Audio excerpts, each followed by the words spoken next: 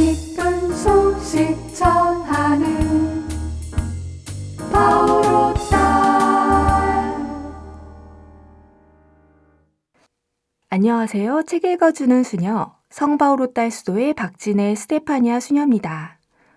오늘 낭독해드릴 책은 성바오로 딸 수도회에서 나온 양기석 스테파노 신부님의 생태적 삶을 위한 책자 기후는 변하는데 우리는 안 변하나요? 입니다. 지구는 기상이변과 이상기후로 몸살을 앓고 있습니다. 이러한 징후들은 기후위기가 엄청난 재앙으로 우리 눈앞에 다가와 있음을 알려줍니다. 이 책은 지구 생태계의 다양한 문제점을 여러 측면에서 분석한 내용으로 공동의 집인 우리 지구를 위해 우리 각자가 할 수 있는 것을 생각하게끔 합니다. 창조 이야기. 한처음에 하느님께서 하늘과 땅을 창조하셨다. 창세기 1장 1절. 태양이 뜨고 짐을 보면서 고대인들은 태양이 우리가 사는 지구를 돈다고 믿었습니다. 교회도 마찬가지입니다.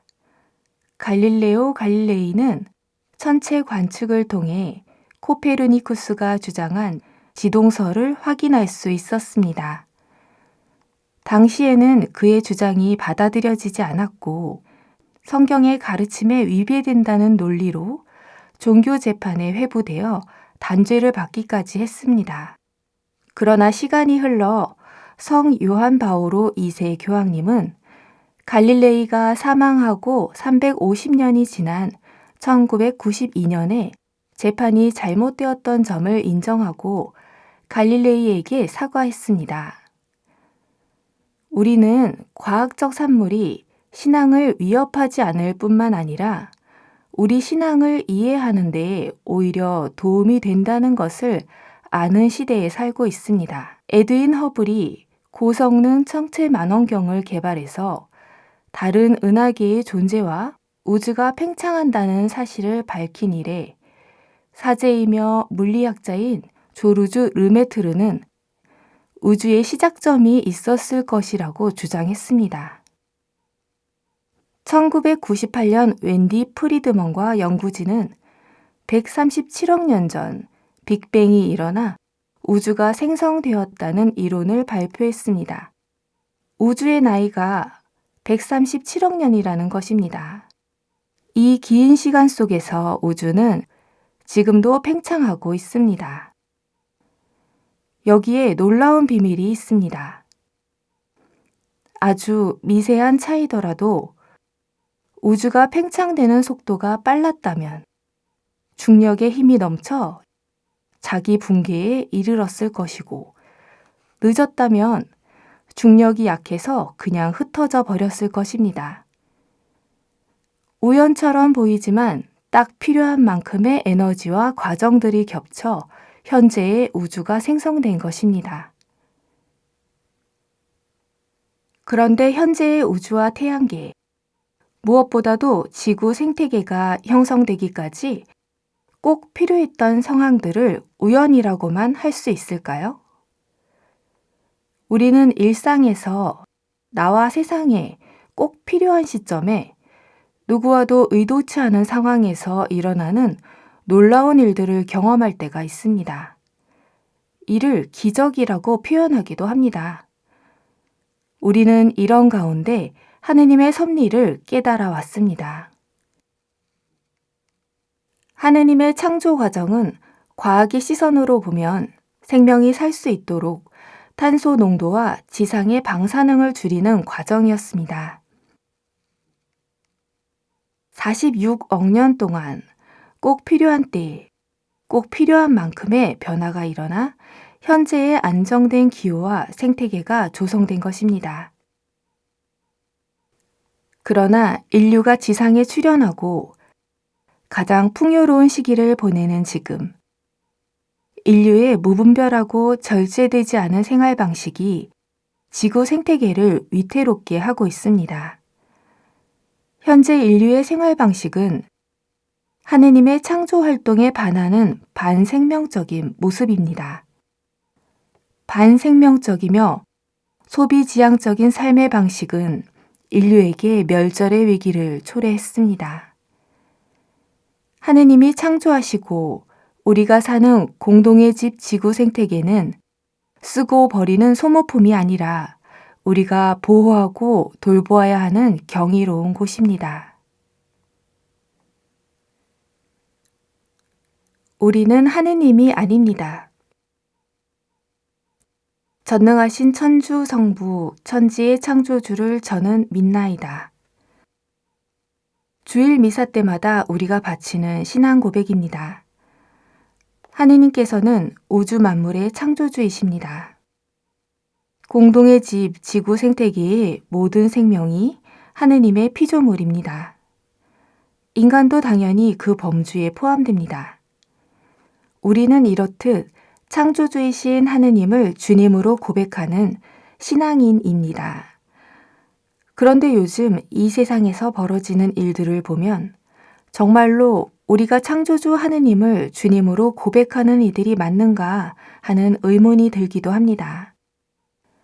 우리가 사는 모습과 세상에 끼치는 영향을 보면 우리는 마치 우리 자신이 만물의 주인인 것처럼 살고 있기 때문입니다.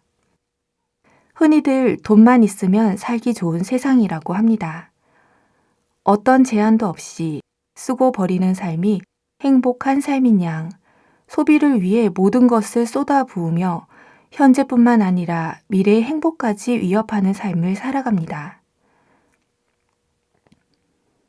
이런 삶의 방식이 심각한 기후위기를 초래했고 인류에게 생존 위기로 다가왔습니다.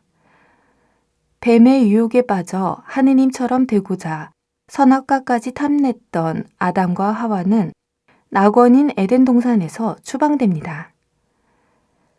이렇듯 자신이 마치 주인인 양 모든 것을 탐하는 인간의 어리석음이 현재의 기후위기를 초래하였습니다. 프란치스코 교황님은 2015년 발표하신 회칙 찬미 받으소서에서 우리 공동의 집에 무슨 일이 벌어지고 있는가 하시며 생태계의 전 지구적 위기에 관심을 가지고 행동할 것을 촉구하십니다. 지난 40만 년 동안 지구 생태계의 탄소 농도를 측정한 연구 결과에 따르면 한 번도 300ppm을 넘은 적이 없었는데 1950년에 처음으로 300ppm을 넘어섰습니다. 제2차 세계대전 이후 복구와 재건에 온 힘을 쏟아붓느라 에너지를 과도하게 사용하는 구조가 굳어졌기 때문입니다. 지금은 탄소 농도가 400ppm을 웃도는 실정입니다. 이는 지난 40만 년 동안 있었던 지구 생태계의 변화보다 지난 100년 동안 더 빠른 변화가 있었음을 의미합니다. 그 결과 탄소의 온실 효과로 지구온난화가 심화되었고 극지방의 빙하가 급속도로 녹아 해수면이 상승하고 여러 대륙의 기후가 변하게 되었습니다. 해수면 상승으로 남태평양의 섬나라들이 사라져가고 전 대륙에서 저지대 주민들의 삶의 터전을 잃게 되었습니다. 이뿐만이 아닙니다. 히말라야와 안데스, 킬리만자로 등 대륙 내부의 만년설과 빙하 또한 급속도로 녹아 사라짐에 따라 많은 이들이 생활용수의 부족으로 고통을 겪고 있습니다. 어떤 이들은 지구의 기온 상승이 과거에도 있었던 자연스러운 현상이라고 주장합니다. 그러나 지질학적 연구에 따르면 현재의 온난화는 빙하기 이후 진행된 온난화 과정의 평균 속도보다 약 10배 빠릅니다. 빙하기 이후 자연스럽게 증가한 탄소의 양에 비해 인간의 활동으로 인한 이산화탄소가 250배 이상 증가하고 있습니다. 이 사실이 현재의 위기가 온전히 인간의 활동에 의한 것임을 증명해 줍니다. 기후변화는 단순히 지구가 뜨거워지는 것만이 아니라 지구 생태계에 맞추어 생존하던 수많은 생명의 생존 기반이 사라짐을 의미합니다. 인류를 포함한 현 지구 생태계의 수많은 종의 멸종을 초래할 수도 있습니다. 지구온난화는 인류가 생존하는 데 큰 도움이 되었던 안정적인 기후의 이상 변화를 일으켜 전 세계 곳곳이 사막화되고 있습니다. 이러한 상황은 생활 용수의 절대적인 부족과 경작지의 축소를 초래합니다. 또한 식량난과 더불어 종족, 국가 간의 분쟁과 전쟁을 일으키고 전 세계에서 난민을 발생시키고 있습니다. 시리아와 남수단의 경우가 기후변화로 인한 불안 상황들이 겹쳐 분쟁이 발생한 대표적인 예입니다. 지구상에서 우리나라를 포함한 북반구의 선진국들은 절대적 부와 안락을 누리지만 이들 나라가 내뿜는 온실가스로 기후위기의 피해를 겪는 곳은 가장 가난한 나라들입니다. 그러므로 기후위기 문제는 윤리의 문제이자 공정의 문제입니다. 기쁜 소식